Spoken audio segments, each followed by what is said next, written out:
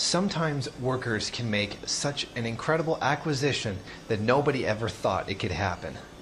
Such an acquisition has been made in the city of Merida in Venezuela.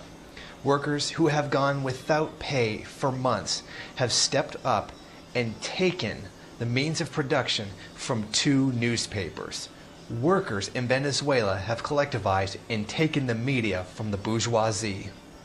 The two newspapers were seized on October 4th. Now, they seized them after they had gone 4 months without being paid. The business owners had said, yes, we are going to pay you. And then when they were supposed to pay them, they just shut the doors and said, we're out of business now, just leaving them hanging in the wind. What do you do when the boss can't get the job done? You seize the means of production from him and you show him how to get the job done. Because the capitalist couldn't keep it going, wouldn't pay them, did all the kinds of greasy things that capitalists do. The workers seized the means of production, and on the second floor of the building where the office is held, they put the words "worker controlled" in the window for all to see. Near the end of November, the two worker-controlled businesses got together and started pumping out their own weekly newspaper in spite of the closure. This is a new phenomenon in Venezuela. Workers actually taking control of a media outlet. This is what Hugo Pinay of the Venezuelan National Workers Union had to say. There are no other cases of a group of workers deciding to take control of a media outlet. Public statements by the worker-controlled papers have made it clear that they do not want their actions used as anti-Chavez propaganda. They've stated all they want is their rights respected as they stand under the law and to be given all the money that they are owed rightfully. We took the initiative to make our situation known. We want people to support us as workers and as human beings who have gone through a lot by not being paid, and we deserve to have our rights respected. The workers took over the two newspapers because of the widespread labor abuses that were evident from court documents. 1. They failed to pay into Social Security system even though they made deductions from the workers' pay for it.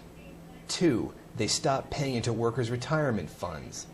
They stopped making payments into the Ley de Política Habitacional, a program that helps workers buy homes. 4. They stopped paying meal benefits. 5. They stopped paying salaries in June 2010. The reaction of the employees to not being paid was to go on strike in May of 2010. 12 days later, the owners announced that they were shutting the business down.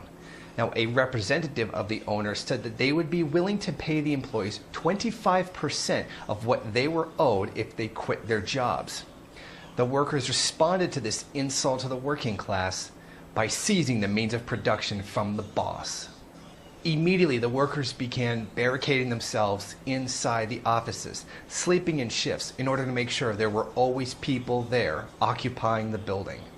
While occupying the place, they built sleeping stations and took turns sleeping. They also built a communal kitchen so that they could all receive proper meals during the occupation and while continuing to run it afterwards. The occupation has been 7 men and 9 women. All of them have shared in all the work, from administration down to printing. They have all gotten together collectively to decide what kind of articles should be written and what direction the paper should go in.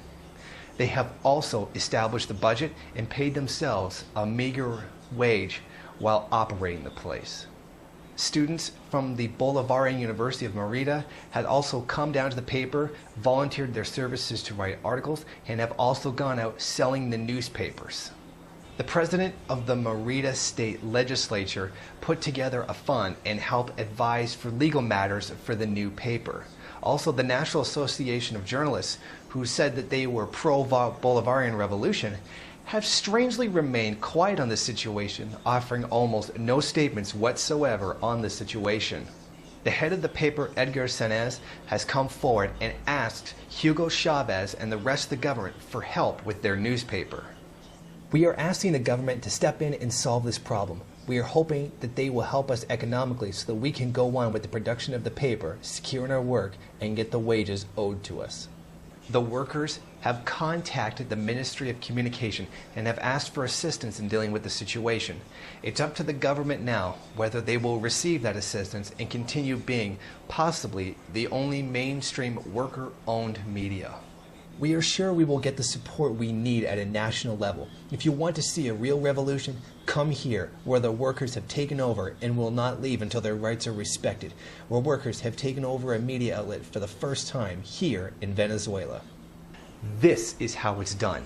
This is what they say can't be done. This is the working class taking the exploiter's means of production away from him and using it for the benefit of everyone there instead of just for the privilege and the status of the person who owns it, because they have some piece of paper that says that they do the work, apparently. This is what we can accomplish when we collectivize and do it ourselves. No society can ever exist without workers. But any society can exist without the bosses.